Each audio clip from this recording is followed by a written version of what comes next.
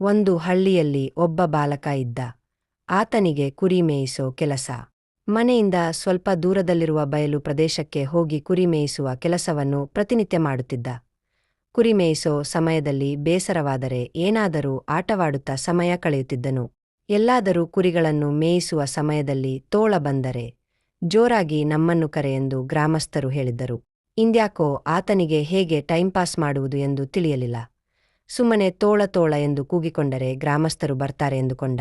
ಅಯ್ಯೋ, ಯಾರಾದ್ರೂ ಬನ್ನಿ, ಕುರಿ ಹಿಡಿಯಲು ತೋಳ ಬಂತು ಎಂದು ಜೋರಾಗಿ ಕೂಗಿಕೊಂಡ. ಊರವರೆಲ್ಲ ಓಡೋಡಿ ಬಂದ್ರು. ಎಲ್ಲಿ ಹುಡುಕಿದರೂ ತೋಳ ಕಾಣಿಸಲಿಲ್ಲ. ಊರವರು ವಾಪಸ್ ಹೋದರು. ಬಾಲಕನಿಗೆ ಇದರಿಂದ ಖುಷಿಯಾಯ್ತು. ಮತ್ತೊಂದು ದಿನ ಇದೇ ರೀತಿ ಮಾಡಿದ. ತೋಳ ತೋಳ ಎಂದು ಕೂಗಿಕೊಂಡು ಓಡಿದ. ಊರವರೆಲ್ಲ ದೊಣ್ಣೆ ಎತ್ತಿಕೊಂಡು ಬಂದರು. ಎಲ್ಲೂ ತೋಳ ಕಾಣಿಸಲಿಲ್ಲ. ಹುಡುಗ ಸುಳ್ಳು ಹೇಳಿದ್ದಾನೆ ಎಂದು ನಗುತ್ತಾ ವಾಪಸ್ ಹೋದ್ರು. ಇನ್ನೊಂದು ದಿನವೂ ಹುಡುಗ ಇದೇ ರೀತಿ ಮಾಡಿದ.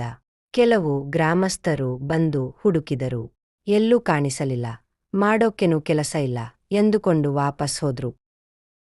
ಅವತ್ತು ಆ ಹುಡುಗ ಕುರಿ ಮೇಯಿಸ್ತಾ ಇದ್ದ. ಸಂಜೆಯಾಯಿತು. ವಾಪಸ್ ಕುರಿಗಳನ್ನು ದೊಡ್ಡಿಗೆ ಬಿಡೋಣ ಎಂದು ರೆಡಿಯಾಗುತ್ತಿದ್ದ. ಆಗ ಬಂತು ನೋಡಿ ನಿಜವಾದ ತೋಳ.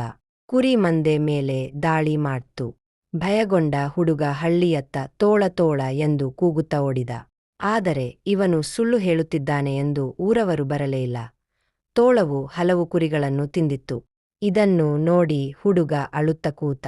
ಇನ್ಮುಂದೆ ಸುಳ್ಳು ಹೇಳೋದಿಲ್ಲ ಎಂದು ನಿರ್ಧಾರ ಮಾಡಿದ. ಈ ಕಥೆಯ ನೀತಿಪಾಠ: ಸುಳ್ಳುಗಾರರು ಸತ್ಯವನ್ನು ಹೇಳಿದರೂ ಯಾರೂ ನಂಬೋದಿಲ್ಲ.